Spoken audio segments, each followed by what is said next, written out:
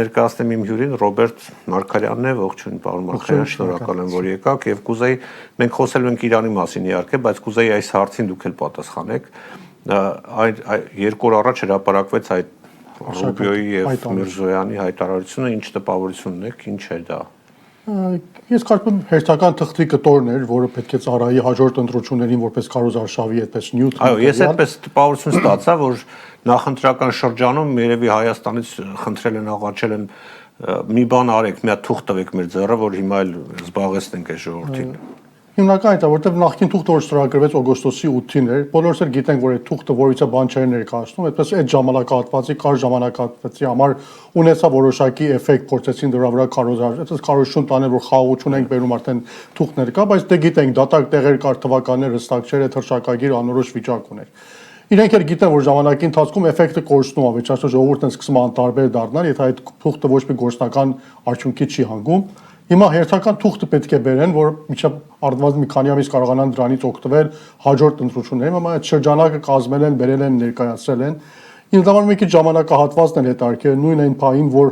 ասենք Իրանում այդ խնդիրները կային, Իրան, այդպես Միացյալ Նահանգներ թեժ վիճակ էր տիրում, այդ օրերին հաշվարկումների մասին էր խոսում, իմ Արարատ Միրզոյանի կանչել Բետալ Վաշինգտոն այնտեղ ստորագրել տալ։ Ես չեմ կարծում դա պատահականություն էր, այսինքն այդ թվականները ամընկնում, հիմա կարելի է թողնել մեկ շաբաթ անց անել, կամ հիմա մի քիչ ավելի հարմար ժամանակ գտնել այդ գործ անել համար։ Բայց այդ փաստաթուղթը, որ եթե նայում ենք, հիմնականում եթե արագ ընթերցում եք, վատ բաներ չկան մեջ, այսինքն Հայաստանի ինքնիշխանության մասին է խոսում, լավ բաների մասին է խոսում, բայց եթե գործնական ենք նայում, իրականացվելու հնարավորությունն ենք նայում, եւ դրան զուգահեռ դիտում ենք նաեւ Ադրբեջանին, որտեղ այդտեղ ընդհանրապես Ադրբեջանը անտեսվածա չկա,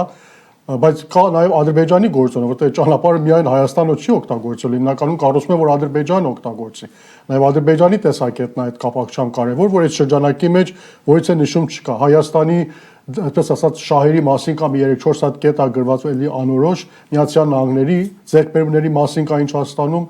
բայց Ադրբեջանի մասին լրիվորեն այդ շրջանակը թուղթը, որ հրապարակվել է փաստաթուղթը չկա։ Բայց մենք ունենք օրինակ Բայրամովի հայտարարությունը նոր տարվանից մի քանի օր հետո կարծում եմ հարցազրույց տվեց, այնտեղ շատ հստակ ասեց, որ TRIP-ի նույն Զանգեզուրի միջանցքն է, անունն է փոխել, Հայաստանի հատվածը կոչում են TRIP, ամեն դեպքում այդ միջանցքը սկսվում է Ադրբեջանի տարածքից, տարածքի միջից է սկսվում, ավարտվում է Ադրբեջանի տարածքի մեջ, այսինքն ընդհանրապես այդ ելքու մուտքը Հայաստանի սահմանի վրա չէ, որ այդ ամբողջ նկարագրությունը, որ Նիկոլը ներկայացրել էր front office, back office, բան այդպես բաներ էին գրել այդտեղ, այսինքն դա ադրբեջանական։ Այո, հիմա արդյոք այդ front office, back office-ը տանելու են դրան Ադրբեջանի տարածքի մեջ են անելու, որտեղ այնտեղից է լինելու մուտքը։ Բայրամովը շատ հստակ ասեց, ասենք այնտեղից հավանաբար բեռներ Ադրբեջանի տարածքից մտնելու են, անխափան պետք է ասեն մյուս կողմ Ադրբեջան դուրս կան։ Նաև այսօր Ալիևը շատ հստակ հայտարարություն արեց, համ եթե հետևել եք թե չէ, շատ հստակ ասեց, որ այդտեղ Ադրբեջանի եւ Թուրքիայի ներգրավվածությունը պետք է լինի, որտեղ ճանապարհը ընդհանրապես մեր օգտագործման համար է եւ մենք էլ պետք է դերակատար լինենք, մենք էլ պետք է այդ ամեն ինչը։ Հետաբար սա միականոց թանգո են բարել սովորականից որ կարող է։ Էլի մի հարց առաջացավ Ռուսաստանի մասնակցությունը ինչպես է համարում։ Այսինքն իմ մոտ այնպեսի տպավորություն է, որ այս քիչ առաջ խոսում էին մեր Երևանի տաղավարում, թե ամերիկացիները այդքան էլ լուրջ չեն վերաբերում, ինձ թվում է ինչ որ գործընթացներ են գնում, որոնք պայմանավորված են ավելի խոշոր գործընթացներով, օրինակ ռուս-ուկրաինական ճակատում, եթե եւ ստվերում մենք զգում ենք, որ ռուս-ամերիկյան, այսպես ասած,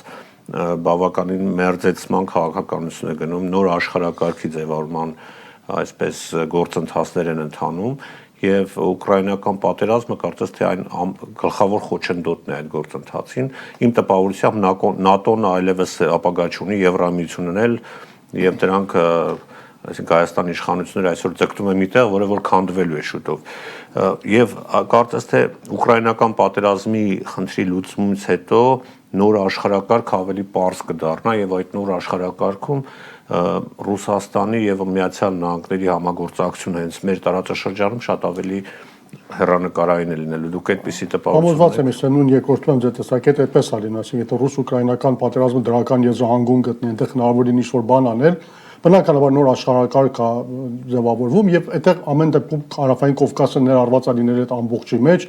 Եվ կարծում եմ նաև համագործակցության դուրս ասելու Միացյալ Նահանգներ Ռուսաստան, ասենք եւ այդ համագործակցության դաշտերից մեկը հաստատ լինելու Կովկասը եւ հաստատ եթե Կովկասում լինի այդ համագործակցություն այդ թրիփ կոչված ճանապարհը ամեն դեպքում հայտնվելով ուշադրության կենտրոնում։ Հիմա չեմ կասկածում որ կարող է հնարավորը որ ռուսական կողմի մտահոգությունները փարատելու համար ինչ որ այդպես ասած դերակատարություններ գուցե հիմա Չէ ոչ միայն փարատելու խնդիրն է, պարոն Մարգարյան, տեսեք դեմոկրատները, ամերիկյան դեմոկրատները ամենամեծ վնասը հասցրել են Միացյալ Նահանգներին, երբ որ ստեղծել են իրավիճակ, երբ որ Ռուսաստանին նետել են Չինաստանի հետ համագործակցության։ Սա Ամերիկայի, այսպես ասած, մահը տանող ճանապարհ է։ Եվ Չինաստանը ամենամեծ վտանգն է Միացյալ Նահանգ, նաև Ռուսաստանի համար, ինչ չէ, այդպեսի արագ տեմպերով աճող երկիրը վտանգ է նաև Ռուսաստանի համար։ Եվ այս պայմաններում Միացյալ Նահանգները Ռուսաստան համագործակցությունը էական նշանակություն ունի եւ Ռուսաստանի եւ Միացյալ Նահանգների համար։ Դա բնական ընթացք է եւ ընդհանուր շատ բան ունեն ժողովուրդները, ասենք նույն կրոնական առումով, քաղաքակրթական առումով, քան Չինաստանի հետ։ Հաստատ այդպես ասի Միացյալ Նահանգներ Ռուսաստան համագործակցողպես երկու գերպետություն է որտեղ վերջին հաշվով ասելիք ունեն իրենց տարածաշրջաններում շատ դրական կարող է լինել օրինակ հենց դուք նշեցիք օրինակ դեմոկրատականների շրջանում երբ այդ հարաբերությունները լրիվորեն խզվեցին թշնամանք արդեն սուր կետեր էր հասել մենք տեսանք օրինակ արձական Ուկրաինայի ճակատում ընդհանրապես որից է դրական առաջընթաց չէր նկատվում բայց այն ժամանակից երբ սկսել է շփումները ռուսական ամերիկյան կողմի միջև այն ճակատում սկսել է արդեն դրական ինչ-որ ազդանշաններ կան որ հնարավոր է պատերազմ ավարտել նաև այլ տարածաշրջաններում ես կարծում եմ այո ընդհանրապես այս քաղաքականությունը որ գնում այսինքն Ռուսաստան Միացյալ Նահանգների լարվածությունը մեղմացնելու կապակցությամբ կարծում եմ դրական արձագանք Եվ կարծես թե այդ համագործակցությունը եղավ ես այդպես զգացի Իրանի հարցում վերջին օրերին դուք ինչ կասեք նախ ինչ իրավիճակ է Իրանում արդյոք այդ այսպես շոկային վիճակը որ բոլոր ամբողջ աշխարհը սպասում էր թե երբ են ռմբակոծելու մի քանի խմբեր է ես տեսնում մի խումբ կամ երկրներ կամ մարդիկ սպասում են որ հիմա Թրամփը հարվածելու է, երկիրը քանդվելու է, մաս-մասը լինելու եւ յուրաքանչյուր իրեն էր ուզում ստանալ դրանից։ Մյուս մասը դեմոկրատները եւ գլոբալիստները սպասում են որ Թրամփը հեսա ներքաշելու է Միացյալ Նահանգները խորը ճգնաժամ պատերազմի մեջ, անվերջանալի եւ դա օգտագործելու են իր դեմ բայց ոչ ոք չի հարցնում թե ինչ է ուզում Իրանի ժողովուրդը ընդհանրապես իրենք ինչ են ուզում հիմա խնդրեմ իրավիճակը ներկայացնեք եւ ասեք կանցնենք թե ինչ է կարելի սպասել նախ այդ սպասողական վիճակին ասեմ հիմա էլ կա այսինքն այդպես չի որ վերջացավ ամեն ինչ եւ ավարտված է այդպես չի նոր փուլ է մտել պաշտոնավտանգ իրավիճակը կա լարվածությունը նույնիսկ պահպանվում է կա Թրամփը ոչ միտեղ չի ասել, որ ինքը ուղղակի ռազմական միջամտություն է կատարելու Իրանի հարցում, այսինքն բոլոր այդպիսի ակնկալիք, որ նախանցած գիշեր պետք է ուղղակիորեն այնպես որ ասենք Վենեսուելայում այդ գործողություն իրականացես նույն Իրանի դեպքում է լինելու, բայց հաստատ այդպես չի լինելու, որտեղ Իրանը մեծ երկիր է, ամեն դեպքում այդ գործողությունը, որ Վենեսուելայում եղավ, հաստատ Իրանում չի լինելու բայց կարելի է նայել այլընտրանքային այլ քայլերի մասին որ կարող է օրինակ Ֆորդոյի տարբերակ լինել օրինակ հիբրիդային պատերազմի օրինակ հիմա ինտերնետի կապի անջատված լինելը կայքեջերի վրա հարձակումները որ կարելի է պատժամիջոցների ծանրացումը ես ինչ գիտեմ ընդդիմության լեգիտիմացումը տարբեր տեսակի այդպես քայլեր կարող է օրակարգի մեջ լինել որոնք նույնքան ծանր կարող են լինել որքան այո որքան ասենք ռազմական հարձակում որ Միացյալ Նահանգների համար կարող է մեծացած լինել զոհեր ունենալ հետևանքներ ունենալ Իհարկե այդ գործողությունը կանխելու կապակցությամբ դերակատար են եղել թե Ռուսաստանը, թե արաբական երկրները եւ թե Թուրքիան, որոնք ըստ երևույթին համոզել են Թրամփին, որ առայժմ ուղղակի շատ այդպես կոշտ քայլի չգնալ համբերատար լինել այս հարցում, բայց այդպես էլ չի, որ Թրամփը առանց որևէ բան առնելու ազիջել։ Հիմա չգիտեմ որքան հետևել եք թե չէ, Սպիտակ տնից շատ հստակ կերպով հաստատեցին, որ 3 չանցած օրը հստակ 800 հոգու մահապատժի ենթարկելու խնդիր է եղել Իրանի օրակարգում։ Այսինքն պետք է կախաղան բարձրացվեն իրանական կայքեջերից նույնիսկ որոշ անուններ կային ընտանիքներին կանչել էին որ գային վերջին հանդիպման համար չորեքշաբթի առավոտյան պետք է գործադրվեր բայց Թրամփը այդպես ասած մի տեսակ կանխեց իրենք շատ հստակ կարելի ասել որ 800 կյանք ապրկել այդ գիշերը չհարցակվելով այսինքն ամեն դեպքում հետաձգելով կամ գործողությունները չանելով հիմա ինչ վերաբերում է Իրանի ներքին հարցին գիտեք Իրանի կապակցությամբ խոսելը չափազանց դժվար այսօրվա իրավիճակի մասին որտեղ ասում եմ կա լարված իրավիճակ, չափազանց լարված իրավիճակ, ապացույցներն են որ արդեն 8-րդ օրն է որ ինտերնետ կապը անջատված է։ Հենց այդ ինտերնետ կապի անջատված լինելը դրսի աշխարհի կապը Իրանի հետ թույլ չտալը խոսում այն մասին որ ներսում իրավիճակը դեռ խաղաղ չի, շատ լուրջ լարվածություն կա։ Հսկայական զոհեր են կոտորած է եղել, այսինքն սպանություններ են եղել։ Իհարկե չափազանցված թվեր են ասում 12000, 13000, որ հաստատ այդպես չի։ բայց ամեն դեպքում այն 100-ն էլ չի, որ պարոն Արաքչյան ասում է Իրանի արտգործնախարար, խոսում է 3-4 հազար գուցե սպանվածների մասին, որոնց ընտանիքները դեռ մեկ շաբաթ անց որոնում են կարողանան իրենց հարազատներին գտնել։ Սա ասում եմ, որտեղ ծանոթներ ունեմ, հասել են Երևան, երեք կարողացել են կապվել, տեղեկություններ են փոխանցում։ Բայց ամեն դեպքում այս լարվածության մի կողմում Իրանի պետությունը, մի կողմում ժողովուրդն է կանգնած եւ մեզ համար չափազանց դժվար է խոսել այս հարցի մասին դիրքորոշվել, որտեղ ամեն դեպքում որպես Իրանի պետության հետ ծեր հարաբերություններ ունեցող երկիր, հարևան երկիր, մենք պետք է զգուշավոր լինենք մեր հայտարարությունների մեջ, չափավոր լինենք, չափը չանցնենք, բայց միևնույն ժամանակ մյուս կողմում Իրանի ժողովուրդն է կանգնած, որի հետ ենք մենք իրականության մեջ հազարամյա պատմությունը կիսել, իշխանությունների հետ չենք կիսել։ Այդ դարավոր հարևաններ, որ եղել են, Իրանի ժողովրդի հետ են եղել։ Իշխանությունները գալիս են գնում են, հիմա Նիկոլի իշխանությունը Հայաստանում վաղ կարող է չլինել, Իսլամական Հանրապետությունը կարող է չլինել, բայց վաղ առավոտյան մենք զարթնելու ենք, Իրանի ժողովուրդը այնտեղ է, մենք էլ այստեղ է, նայելու ենք իրենց աչքի մեջ։ Եթե ինչ-որ իրավիճակ փոխված լինես աշխարհում, տեսնում ենք գիշերը Մադորոն քնում է իր ննջասենյակում, առավոտյան արտանում է Միացյալ Նահանգների կանոնավայրում, Նյու Յորքում, ամեն ինչ կարող է աշխարհում պատահել։ Հետո մենք պետք է պատկերացնենք, որ հետո եթե անկած ինչ-որ բան փոխվեց, մենք օրինակ Իրանի ժողովրդի կապակցությամբ մեր վերաբերմունքը ինչպես է եղել այս ընթացքում եւ հավասարաբար ինչ-որ նրանք մեզանից այդպես ասած վերաբերմունք ակնկալիք ունեն։ Եվ մի բան ասեմ, որովհետեւ պարզ դառնա ինչ է ասելիքս։ Օրինակ մենք հիմա որպես ընդդիմություն Հայաստանում ինչ ենք պահանջում Արևմուտքից կամ Միացյալ Նահանգներից, որպեսզի ճիշտ գնահատական տալ իրողություններին, ճիշտ գնահատական տալ Նիկոլի իշխանությանը, ժողովրդավարության չլինելուն։ Հիմա հավանաբար Իրանի ժողովուրդն նման ակնկալիք ունի դեպի աշխարհից, որ ճիշտ գնահատական տա։ Եվ վերլուծությունները, որ կատարվում են, դժբախտաբար ճիշտ չեն, ասիկա ճիշտ իրողություն չի ներկայացում իր հայկական լրատվադաշտում, երբեմն չափազանց են ծայրահեղությունները երկու կողմից։ Օրինակ հիմա պատկերացրեք ինչ-որ վերլուծաբան Իրանում նստած կամ Միացյալ Նահանգներում նստած կամ ասենք Եվրոպայում նստած ուզում է Հայաստանի իրողությունների մասին պատկերացում կազմի, բայց իր վերլուծությունը կամ պատկերացումը կազմում է միայն հմեկից ստացած լուրերի վրա, հայկական ժամանակից ստացած լուրերի վրա, Civic ETM-ից ստացած լուրերի վրա։ Կամ էլ իրանական հարաբերությունները մի այլ բան։ Ես կարդացի մեկը գրել էր 2 օր առաջ գնացին, չգիտեմ, Իրան հետ եկան, այնտեղ ամեն ինչ խաղաղ էր, այսինքն մալադեց։ Հաստատ այդպես է, գիտեք, եթե դրսում եք նայում։ Չէ, բայց 2 օրում 31 նահանգ ունի, չէ՞, կարծեմ, քանի քաղաքներում էր ցույցեր անում։ Հասրեն, երևի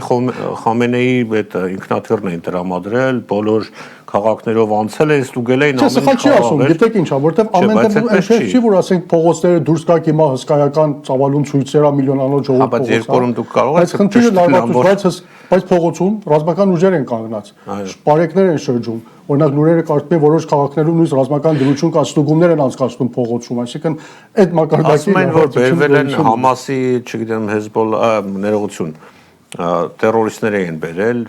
որպեսզի ընդդիմությանը խփի կամ չգիտեմ ինչ գցի։ Տերորիստ չեմ ուզում ասել, անմիջական, բայց իրենց ներկայացական ուժերն են, որ պարսիկներն էին իդեպ խոսում, այստեղ հենց Չէ, դա հաստատ առաջին անգամը չի։ Հեզբոլլայի զինյալներն էլ կառավարության կողմից են եկել։ Առաջին անգամը չի եւ հիմնականում խոսում է Իրաքից են եկել, Հաշտաշաբի ուժերն են, այնտեղից 500 հոգու մասնա խոսում ու բերել են, որտեվ ամեն դեպքում ասենք մարդը շատ դժվար է որ ինքը իր հայրենակցի վրա կրակի։ Շատ լավ, մի հարց եմ ուզում տալ եւ ամփոփենք թեման։ Բայց մի բան հայկական հավանքի մասին ասեմ, մենք զոհ հստակ ունեցել ենք, բայց զոհեր էլի կան, որտեղ բարեկամներ որ եկել են խոսում էին, մի 2-3 հոգու մասին էլ դեռ խոսում են որ կարող է լինել։ Բազմաթիվ վիրավորներ կան, որոնք հիվանդանոցներում նույնիսկ չեն բուժում, որտեղ մտահոգ են գնդիմեն հիվանդանոց, հիվանդանոցներից կանանավորում են տանում են, տնական պայմաններում են բուժվում։ Այսինքն վիճակը բավական ծանր է, այդ պատճառներով շատ հստակ նույնիսկ հենց իրանական պետական աղբյուրների մեջ էլ հստակ թիվ չես կարող գտնել այդ կապակցությամբ։ Այո, հնարավոր է Իրանում այնպիսի ուրեմն հարված հասնել Իրանին, որը կբերի, այսպես ասենք, իշխանափոխության եւ ոչ թե երկրի մասնատման։ Որտեվ շատերն ասում են, որ եթե օրինակ հարվածի Միացյալ Նահանգները կամ Իսրայելը, դա իհարկե շատ վատ է, բայց երկիրն է քայքայվելու եւ երկիրը մտնել է խորը ճգնաժամ մեջ, անվերջանալի պատերազմ, տարածաշրջան եւ այլ եւ այլ։ Հնարավոր է օրինակ այդպիսի բան անել, օրինակ, չգիտեմ, Խամենեին եւ իր որդուն գողանալ կամ վերացնելով փոխել իշխանությունը Իրանում եւ կան ժողովրդավար ուժեր, որպեսզի պետությունը չքանդվի, չմասնատվի։ Հարցակումների օրակարգում Խամենեու վերացնելը եղել է, շատ հստակ է եղել, ամենտեղ էլ խոսվեց, բայց չեն գնացել այդ քայլին, մտահոգ են եղել, որ դրանից հետո ինչա պատահելու երկրում, որտեղ չեն ունեցել դրա հաջորդ սցենար, որ դրանից հետո ինչ կլինի։ Ամեն դեպքում Միացյալ Նահանգները բոլոր այդ մտահոգությունն ունեն, որ եթե անկած ռազմական գործողություններ սկսի, արդյունք ինչ ա լինել, այդ մտահոգությունը բոլորի մոտ կա։ Բայց հիմա մյուս կողմից նայենք հարցին, էլի մեր հայկական, որտեղ մենք բոլորի փորձը դժբախտաբար ունենք։ Միտը մեզ չեն համոզում, եթե ընդդիմությունը աշխատանք ծավալի, ընդդիմությունը ձայն տակ, պատերազմ կլինի, Սյունիքը կտակ, այսպես կամ Նիկոլին ընտրեք, որ նույնը մնա։ Մոտավորապես նույն պատերազմը խարոշական դաշտում գնում է, բայց գիտեք, այդպես էլ չի, եթե Իրանը մեծ երկիր է, այդպես միասնականություն դարերի ընթացքում այդ միասնականությունը պահպանվել, առնվազն 120-30 տարի է, որ այդ միասնական երկիրը կա, եւ ես չեմ կարծում, որ այդ երկիրը հնարավոր է։ Բայց կան օրինակ փոքրամասն օրինակ քրդերը։ Տեսեք, եթե մասնատման հետևից Իրանի եւ Թուրքիայի համագործակցություն արձանագրվեց այս, եթե չեմ սխալվում 400 զինյալներ պատրաստվում էին գրավել Իրանի ինչ որ Տեսեք, երեք որ խոսվեց որ հարձակում եւ այլն, բայց Թուրքիայի համագործակցությամբ վերացրեցին դա։ Ուրեմն երեք որ խոսվեց հարձակում չի կատարել Թրամփը, շատ հստակ խոսվեց, որ արաբական երկրներն են միջամտել եւ Թուրքիան է միջամտել, որպեսզի այդ հարձակումը չլինի, մտահոգություն են լսել։ Լավ տրամաբանորեն եթե մասնատման հետևից լինեին, Թուրքիան առաջինը պիտի Չէ, բայց Թուրքերը ուշանում են քրդերից, որ կանանք մասնատեք, ասենք ադրբեջանները վերցնեն, կամ արաբները նույն անեին, երեք հատ կղզիների խնդիրը կարողանային լուծել։ Թուրքերը եւ պարսիկները մեկ ընդհանուր ճշնամին են, դա քրդերն են։ Կարծում դա է պատճառը, որ ամեն դեպքում որոշիչ ես կարծում Իրանի ժողովուրդն է, մենք կարծում այս պահին ամենալավ մոտեցում, որ մենք կարող ենք ցուցաբերել չեզոքությունն է, այսինքն այս հարցում, բայց ոչ անտարբերություն։ Տնկալներն տարբեր բաներ են։ Շատ լավ։ Հիմա կանք մեր խնդիրներին եւ հատկապես մեր համայնքի 3 Հովնանց Տերտերյանը, ես այդպես անվանենք, մեղմ Հովնան Տերտերյանը վերջապես մենք իհարկե գիտեինք, որ ինքը ցուցակում առաջինն է, բայց ասում էին հերրակա է ստորագրել, չի ստորագրել, չգիտեմ, ի վերջո համայնքը ուզում էր հասկանալ, ի վերջո դու ստորագրել ես, թե չես ստորագրել։ Երեք բացատրություն է տվել, կարծես թե ինքնախոստովանական ցուցմունք եւ այդպես երկար տեքստ է։ Իդեպ երեք առավոտյան հավաքել էին բոլոր հոգեվորականներին եւ մեծ 2 ժամանոց ժողով է եղել, դրանից հետո այդ տեքստը հայտնվեց on-line տարածքում, բայց ստորագրություններ, քահանաներ, ինչ է կատարվում եւ ինչ սպասենք։ Նախ ժողովից մեր համայնքից շատ հետաքրքիր ժողովի ժամ որ որոշել են, աշխատանքային օր առցան ժամ 8-ից 10, այսինքն որից է բողոքի հանկած, որից է աշխատանքի այնպես հնարավորություն չի համախմբվել գնալ այդտեղ ինչ որ բան անել։ Կարծեմ շատ շտապ կերպով այդ հայտարարությունը պատրաստել, ինչ որ հայտարարություն տարածեցին, բայց հայտի չէ հայտարարությունը ում կողմից, այսինքն Հովնանց Տերտերյանի կամ Վահրամ Տերտերյանի կարելի ասել իր Ավազանի անունը, որտեղ այս հայտարարությունից հետո այլևս իմ համար գոնե դատարում է թեմի սրբազան լինելուց։ Հայտարարությունը ով է, այսինքն թեմական խորհուրդն արել, բայց թեմական խորհուրդը ոչ մի ժողով, որքան գիտեմ, չի գումարել։ Քահանայից 10-ն է ստորագրել, բայց ոչ մի ստորագրություն այդ նամակի տակ չկա, նույնիսկ եթե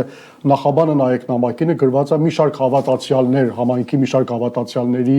այդպես այդ հավատացյալները նիկոլականներն են, ես տեսել եմ։ Հայտնի չի, ինքն է անձամբ այդ էլ հայտնի չի։ Չէ, որոշ գործիչներ կան, որոնք այդպես հանդիպումներ էին անում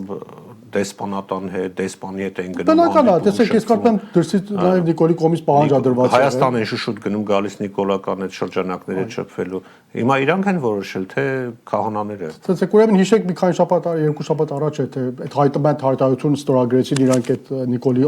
կենսավայրում հանդիպեցին, ստորագրեցին, հետո մի շարք քահանաների այսպես կոչված արշավ եղավ, միանում ենք, բայց հակառակ կողմից, ասինքն Մայր Աստվածորի հավատարմությունը հայտնող բազմաթիվ շատ ավելի տասնյակ անգամ հարյուրավոր անգամ ավելի մեծ թվով քահանաներ, հոգևորականներ հակառակ իրենց հավատարմությունը հայտնեցին կաթողիկոսին եւ մարեթոնին։ Կարծում հենց այդ այդպես ասած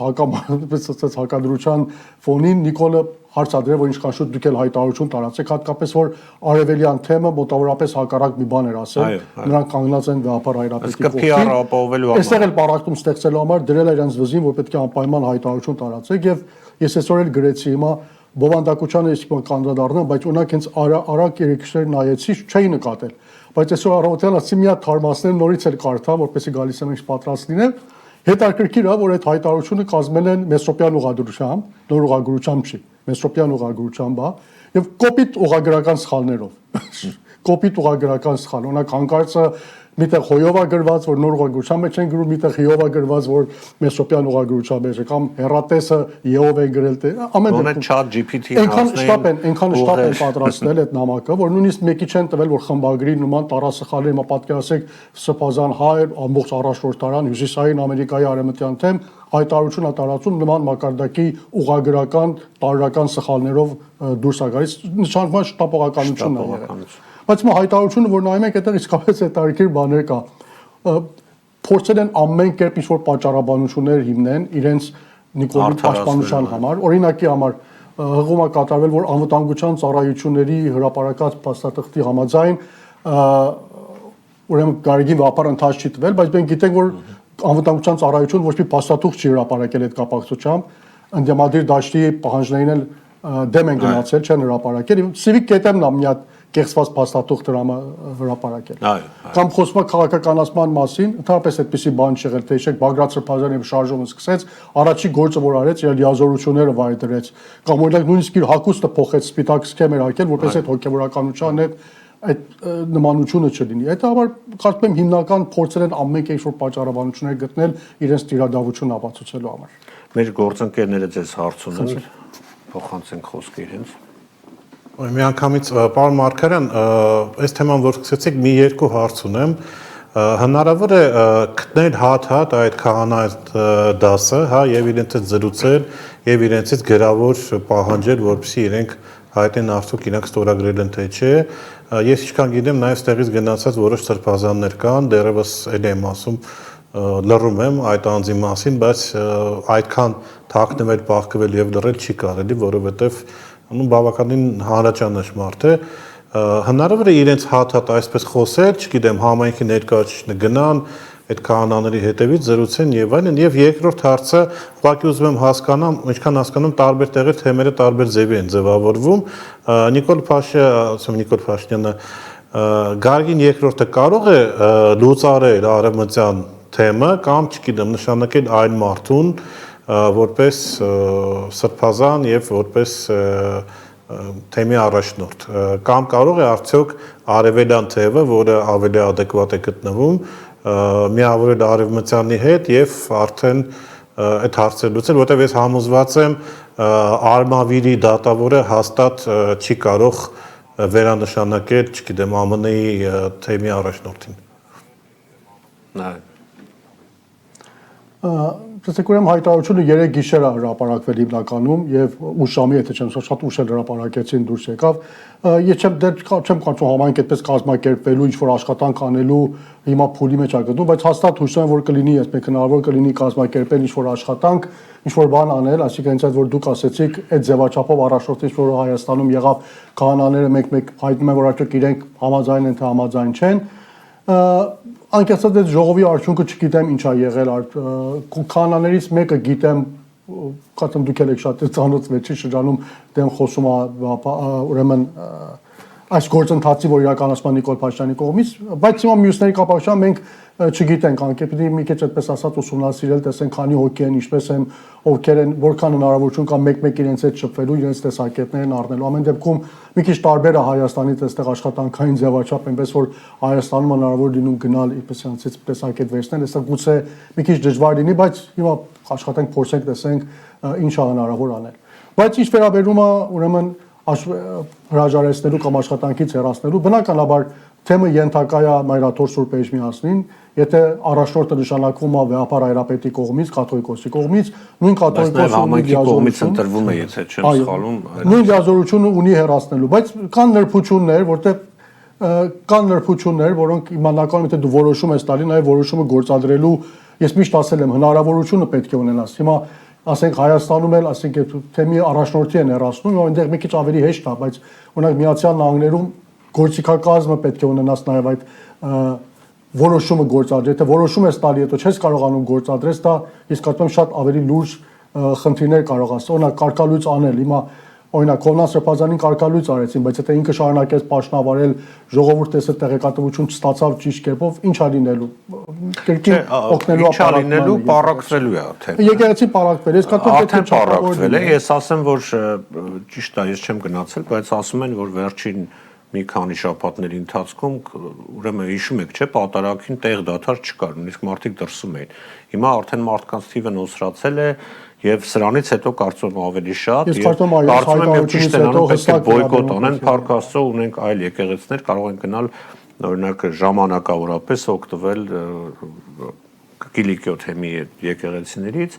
պատարակների մասնակցել կամ կնուն ծնունդ հարսանիք հրավիրել իրենց քահանաներին կամ ասենք եթե կան ազնիվ քահանաներ մեր թեմում, իրենք պետք է բարձրաձայնեն, ասեն որ ես համաձայն չեմ։ Ամեն դեպքում պարակտվելու է մինչև լուծում գտնվի։ Պարզ է որ Հովնան Տերտերյանը, Վահրամ Տերտերյանը չի հեռանալու, բայց մեխանիզմները համենքը պետք է հեռացնի։ Պարզապես պետք է ասի, որ դուք, բայց բոլորը սպասում են կաթողիկոսի որոշմանը, օրինակ կարգալույծ անելը, դա շատ մեծ ազդակ կարող է լինել։ Հիմա անձնավորության հետ հիմա չեմ գիտեմ ուզում շատ մտնեն խնդիրը, բայց օրինակ ինքը եթե չեմ սխալվում Կիլիկիայի դպրեվանքում է սովորում, հետո հայտնվում է այժմ ազգում։ Դա մետարկիր այդ հանգամանքները նաև մի օր ինքը բացատրի, եւ շատ այնպես ասենք պատմություններ կան իր մասին, նույնիսկ մարդիկ բարձրաձայն են խոսել եւ կարծում եմ առաջիկայում ավելի շատ են խոսելու։ Հայև քրեական գործեր կա, այսինքն ինչ որ ֆինանսական չարաշահումների մասին գործեր կան դատարաններում։ Կարծում եմ մարդիկ պետք է իմանան ամենի մասին։ Որտեղ խոսում ենք Հայաստանում էլ լուսում եմ, մեծ մի քիչ այստեղ մեր օրենքների խնդիրը կա, այսինքն այդպես հանգիստ չի վերաբերմունք ցուցաբերելը, որտեղ ասեմ մենք ապրում մի երկրի մեջ կարգալույց պոլիցիա մեկը խանայել ունի, չի կարող գնա միած սրահ վարձի, անուն դնի եկեղեցի, անունը դնի հայ առաքելական եկեղեցի, գիտե Գլենդելուն գոյություն ունի այդպես եկեղեցի, ոչ օծված է, որից է պատկանում, բայց աշխատում է մարդիկ էլ գնում են, այսինքն նման երևույթներ ցավոք սրտի այստեղ ունենք, հետաբար այպես կոշտ վերաբերմունք եկեղեցական ցուցաբերելը չեմ կարծում արդյունք կտա, բայց ժողովուրդը պետք է վերաբերմունք կոսի կողմից կարգալույց անում, այսինքն կոչումից զրկելը կարող է անել։ Բայց եկեղեցին դա այսինքն կազմակերպություն է այստեղ, չէ՞, charity organization, բարեգործական, ինչ որ կրոնական կազմակերպություն է, որը ընտրվում է ղեկավար։ Այդ կազմակերպությունը պետք է իրեն փոխի։ Եվ կարգալույցները դա կարող է մեծ ազդեցություն ունենալ այդ գործընթացի։ Տեսենք ինչպես աստվածում։ Եղավ եւ վերջում ուզում եմ մի հարցել տալ եւ անցնենք հաջորդ թեմային, խոսքը վերաբերվում է մեր համայնքի թիրախավորմանը։ Գիտեք, այսպես հոսպիսների, առողջապահական ծառայությունների գծով հիմա Թրամփի ադմինիստրացիան շատ մեծ հետաքննություններ է սկսել Մինեսոտայում $10 միլիարդ չարաշահումներ գտան, որտեղ Սոմալի համայնքներ, Սոմալիից ուրեմն ներգաղթյալներին վրա ինչ փողեր էին ծախսել եւ հիմա մեծ սկանդալ է։ Բայց նաև Կալիֆոռնիան է թիրախում եւ պարզել են, որ մի քանի միլիարդ դոլարի չարաշահումներ Կալիֆոռնիայում կա, հատկապես Լոս Անջելեսում, եւ վերջերս այստեղ էր դոկտոր Օզը, ով ազգությամբ թուրք է, թեև ծնվել է Միացյալ Նահանգներում, բայց ստացել է Թուրքիայի քաղաքացիություն, ծառայել է թուրքական բանակում եւ այլն, եւ նա շեշտեց մեկ հանգամանք, ուրեմն հայկական կազմակերպված, եթե չեմ սխալվում, հենց այսպես, հայկական եւ ռուսական կազմակերպված միջազգային խմբավորումներ։ Սա ասես, որտեվ պարզ է, չէ, որ մենակ հայեր ու ռուսներ չեն այդ կեղծիքները արողներ։ Ինչի է նա շեշտում դա, արդյոք Օզը, այսպես ասած, հաշվեհարդար է տեսնում հայերի, թե իր կոնգրեսիում պարտության համար, քանի որ հայերը մեծ դեր ունեցան, թե իսկապես մեր հայերն են այդպես ամենամեծ չարաշահում արողները։ Ասեք, քան որ նման չարաշահումներ եղել են, անկեղծ դենք կան, բոլորս էլ գիտենք, որ նման խարդախություններ լինում է։ Բայց կարող են ասել ես մեր հարկատուները, ասենք իմ եւ ձեր վճարած հարկերի գումարները ամուրվում են։ Բայց անշուշտ շատ բարձ է, որ դոկտոր Օզի հիմա պաշտոն տիրանալով, այդ պաշտոնը փորձում է չարաշահել, օգտագործել ինչ-որ վրեժ լուծելու համար, որտեղ բոլորս էլ գիտենք հայկական համայնքի հիմնական աշխատանքի շնորհիվ է, որ ինքը չկարողացավ ընտրություններում հաղթել, պարտվեց, եւ բնական է, որ սա այդպես ասած ինքը չի մարսել, հիմա փորձում է դրանով մի քիչ ավելի խոշորացված գնալ կենտրոնանալ հայկական համայնքի այդպես դերակատարության վրա, դա խոշորացնել, բայց խոսքը այդ խարդախությունը կայց սխեմաները գործում են։ Միայն հայերը չեն, որ այդպես այդ խարդախության մեջ ներգրաված են եղել, գիտեմ օրինակ պարսկական շրջանակներ էլ նույն հնարավորություններից օգտվել են, նույն խարդախությունները թույլ են տվել։ Տարբեր ամեն դեպքում ազգության հետ կապ չունի, անհատի խնդիր է, բայց եթե գալիս է խոշորացված կերպով շեշտավորումը հայկական, ռուսական, այդ շատ բարձր է, որ արդեն ինչ-որ անձնական խնդիրներ ունեցելու խնդիր կա։ Շատ շնորհակալ եմ, պարոն Մարկարյան, հետաքրքիր զրույցի համար։